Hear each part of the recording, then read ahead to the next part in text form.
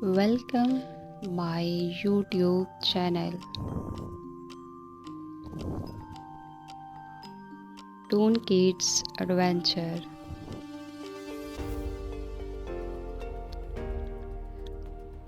ये है रामू सेठ, जो कि बहुत ही ज़्यादा कंजूस है और अपनी कंजूसी की वजह से ही पूरे गांव में मशहूर है। इसकी इसी कंजूसी की वजह से इसकी बीवी रज्जो और इसका बेटा राजा भी बहुत परेशान रहते हैं, लेकिन इसको किसी की भी परवाह नहीं, बस अपने पैसों से मतलब है कि किस तरह इनको बचाया जाए।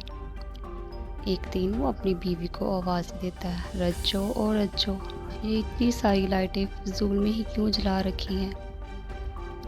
तो रज्जो कहती है, रात हो रही है, अंधेरा बढ़ रहा है, तो क्या हम अंधेरे में ही बैठे रहे?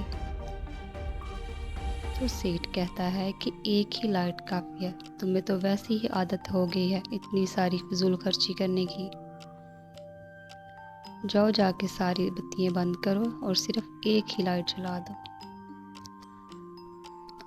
तो उसका बेटा भागा भागा उसके पास आता है, कहता है कि बाबा मुझे एक चॉकलेट दिला दे। लेकिन सेठ कहता है, चॉकलेट खाने से तो दांत खराब हो जाते हैं और तुम्हें पता है कितनी चॉकलेट महंगी है और इसके लिए इतने पैसे कहाँ से है, चलो भागो यहाँ से। तो उसकी बीवी रज्जो सेठ के पास आती है, कहती है कि क्या हो जाता अगर तुम बच्चे को एक चॉकलेट दिला देते, इस तरह बच्चा भी खुश हो जाता।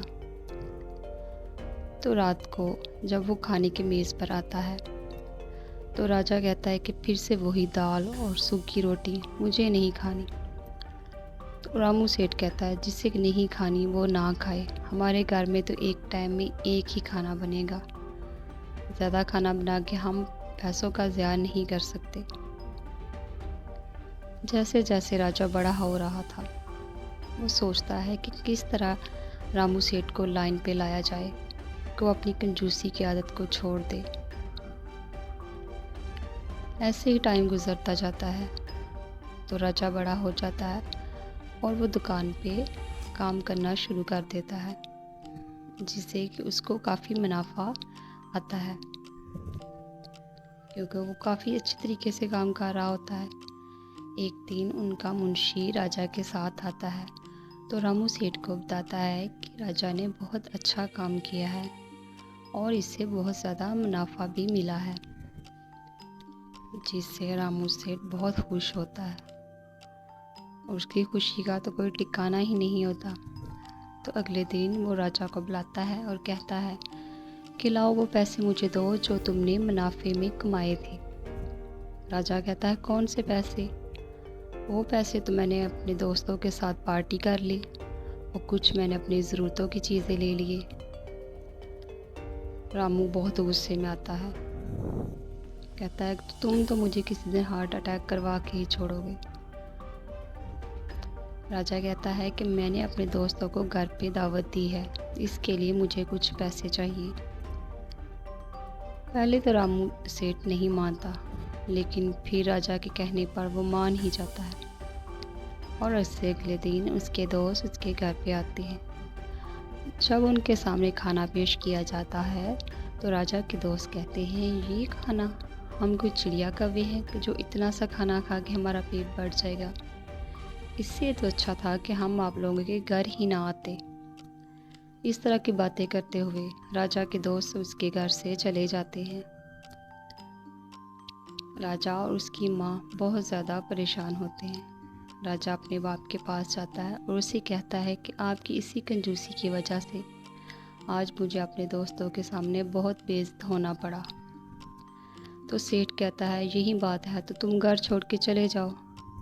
राजा घर छोड़ के चला जाता है, जिससे रामू बहुत परेशान होता है और कहता है कि ये मैंने क्या कर दिया, मेरा एक ही इकलौता बेटा था, अगर वो भी वापस ना आया तो मैं क्या करूँगा।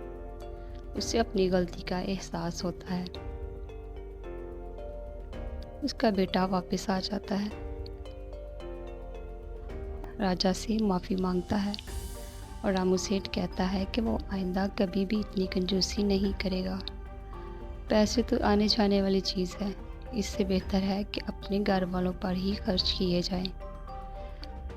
इस तरह सारे घर वाले बहुत ज़्यादा खुश होते हैं कि रामू सेठ ने अपनी कंजूसी की आदत को छोड़ा। तो इस कहानी से हमें ये सबक मिलता है कि हमें इतनी भी कंजूसी नहीं करनी चाहिए कि अपने घर वाले को परेशान करें। हमें अपने घर वालों की ज़रूरतों का ख्याल रखना चाहिए।